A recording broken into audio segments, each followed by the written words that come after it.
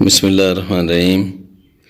چولستان کے اندر جب ٹوبہ جات خشک ہو گئے اور جانور مرنا شروع ہو گئے تو اس وقت ہمارے بھائی جیلم سے تعلق رکھنے والے بابا عرفان الحق نے ہمیں اس ٹوبہ کو بھرنے کے لیے پیسے بھیجے۔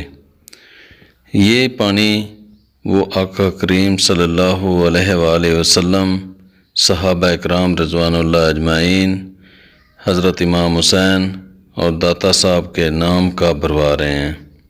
اللہ رب العزت ہمارے بھائی عرفان الحق بابا کو صحت والی زندگی عطا فرمائے اور بہت ساری خوشیاں عطا فرمائے۔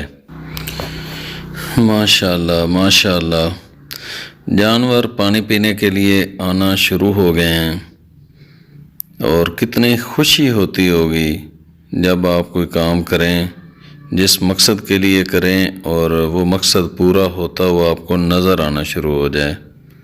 تو اسی طرح ہم نے جب اس ٹوبہ کو بھرنا شروع کیا تو ہمیں بہت مشکلات دیکھنا پڑیں۔ بالآخر شدید گرمی میں دن رات ایک کر کے ہم اس کو بھرنے میں کامیاب ہو گئے۔